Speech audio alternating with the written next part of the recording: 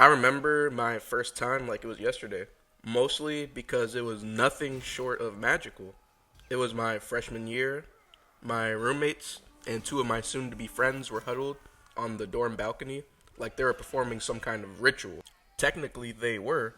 They looked at me, and I looked at them. And I was like, I don't really do that. But they handed it to me anyway, as peer pressure always perseveres. And it was near the middle of freshman year, so I said, fuck it.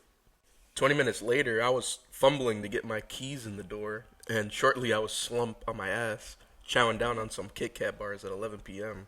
And genuinely, it was the best piece of chocolate I'd had in my entire life. And every single worry I'd been carrying, classes, money, and what I was doing in my life is just like evaporated. It was gone. And I used the excuse that, oh, it was the middle of freshman year, so it's nothing to worry about. But oh boy, I was in for it. I felt like I'd discovered a cheat code. And here's the thing I had. It was just that it was the cheat code to fucking up your life. And I wasn't chronically using it my freshman year. It was the build up year that would eventually snowball into my sophomore and junior year. So freshman year it wasn't a huge problem. I was enjoying it like a normal person. But knowing me, I have an addictive personality. So um, I talk about this topic not to bring up just my experience solely, but to enlighten those that indulge on that same level that it's not a it's not sunshine and rainbows. And just because it's better than alcohol, there were serious realizations that I noticed after coming off. And I guarantee you that at some point or another that you'll realize it too. So the first effect that I noticed after coming off is that it numbs all your emotions. Despite that, even though like right after you smoke, or I mean if you take edibles, I don't know how you do it. The feeling of euphoria you get right after. And for a while, smoking edibles, vaping, whatever you do to float, it really just starts to have feelings of nothing. And the more you smoke, and it registers as fine at first, but it's an invisible cost that builds up, and you don't even know it. So the bigger your streak, the more you have to smoke to get high. Therefore, the less you have to feel about your life circumstances. Anytime I was in the dumps, angry or relieved after a long day of honestly nothing, because my school was a joke. So I can't even say schoolwork was hard. And I would light up a J and just chill out with my self delusion that I deserve this. And it only got worse after I discovered the wonders of vapes. Like, oh my gosh. Vapes completely changed the game for me. They were so much more potent than just smoking regular J's. I mean, debatable if you like to smoke with tobacco, but like for me, vapes was the thing because it was discreet and nobody knew when you were high. And personally, I think that vaping is the most addictive way to get high because there's no consequences. No one can call you out on your bullshit. It got to a point where I couldn't really take it anymore. I was doing absolutely nothing with my day, and I got called out for that instead, which hurts even more. I decided that I would get clean after that realization. So the first week without getting high is when I realized I had a problem. The withdrawals, like I was crashing out every day for the first week. And there were some times where I would have to excuse myself just to go cry in a corner in a closed room because I faced the reality of my situation that I wasn't doing shit. And I hadn't felt those emotions in years to that extent because I was suppressing the part of me that had to deal with my problems. And only then I could really come to terms with who I was and what I was becoming. And it got to the point where, my friends, like, they had to pull me aside and be like, yo, what's good with you? Like, you've been mad seclusive lately, like, and you've just been kind of mellow.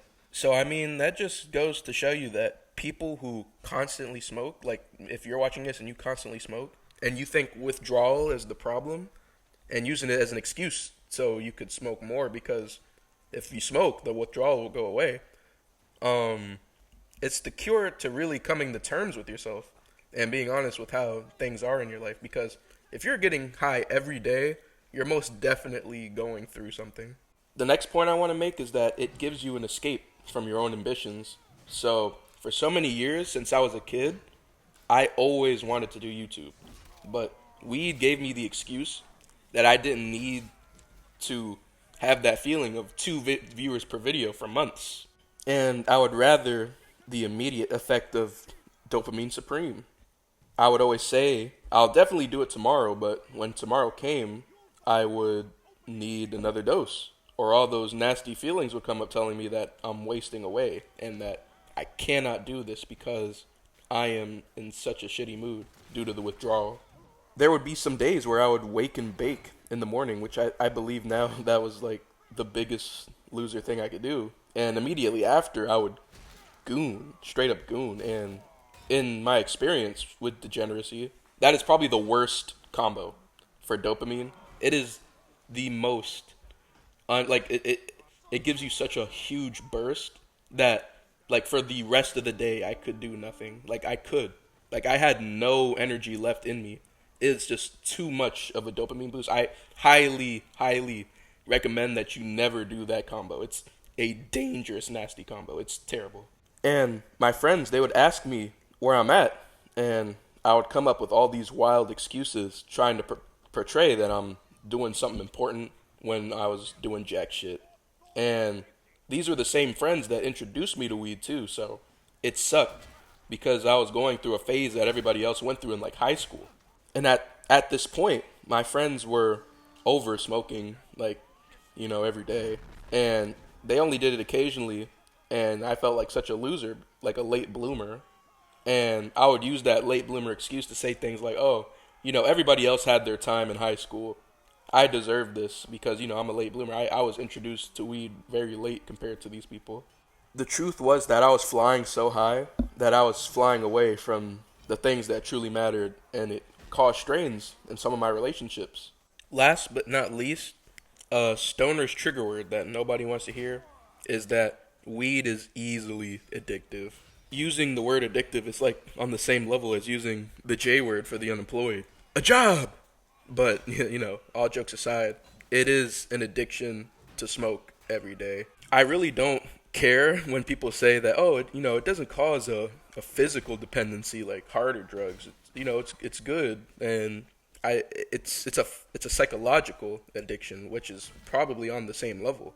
A psychological dependency, it's still tricky to dance around, and it will hook its fangs into you if you use it long enough. The people that are hooked say they can stop anytime, but yet you couldn't even if you tried. Even if I would go a few weeks without smoking, the moment I went back, I would probably go on a longer streak than my last. And as the laws against weed get looser and looser, the more social permission that you're getting to use it. And I actually support it because I do believe it is on the same alcohol, even safer, and using it normally is okay, and it has its benefits. However, for people like myself who have addictive personalities, it's hard to use weed in a normal manner. And I truly believe, despite the hype and the social acceptance, it is more of a reason for people to stay wary of it and understand that it is addictive. And the narrative that it isn't is extremely misleading. And to sum it all up, I really don't hate Mary J, and I never will. It provided something that nothing else in my life couldn't fix, or could fix, which was relief. Never before, when I used it, did I ever think that there would be a remedy to quiet my crippling anxiety, because anxiety is no joke. It was something that I struggled with for like every day. I was a nervous wreck, and I would always constantly be worrying about what was going to happen the next day, the next month, the next year. However, even though it had those benefits, it became something that I relied too much on, and that caused me to stay still and prevented me from living the life that I truly wanted, from feeling those things I needed to make, those feelings of uncomfortability about my situation, and the delusion that I wasn't addicted. For so long, I wanted to come on YouTube and make videos. I mean, like, even though right now, like, this is only my 4th video, I'm not getting views, but I still enjoy doing this. And even if I do get that 1 or 2 viewers, it all makes the difference. And I could have had a head start on this, and I'm starting this now. at the age of 23, it just sucks. But better late than never. So weed, it didn't ruin my life, and that's the point. It just like lowered my potential, and I didn't notice until I stopped and looked up to see what I'm doing with my life. So yeah, I mean that's all I got. If you're chronically smoking every day, I highly recommend that you reevaluate and see if this is not for you, because most likely you are going through something, because weed does something to your body that you're not even aware of. So just be conscious of that. Oh, and before I wrap it up, I didn't talk about any remedies like for actions to replace this addiction, because there's always something you have to replace or else you'll go back. The one thing that I noticed that replicated the high of marijuana was running. Like honestly, if you run for long enough and you improve to the point where you could do at least a mile without sweating, the runner's high, oh my gosh, there's like some science behind it that tells you that the runner's high, it releases like endocannabinoids into your bloodstream that is the same effect high that weed does. The only thing is that weed does it kind of unnaturally. I mean, weed is natural, but like when you're running, it's your body producing these endocannabinoids that it's just a wonderful feeling. And I recommend that for anybody struggling with smoking every day, that replace that habit with running. It's gonna suck at first, but once you get good at it, you're going to have that runner's high. So yeah, I mean, I recommend running, but if you have any other cardio or exercise you want to do, you could do that too. So yeah, that's all I got. If you guys are struggling, just leave me a likes up, and have a good day.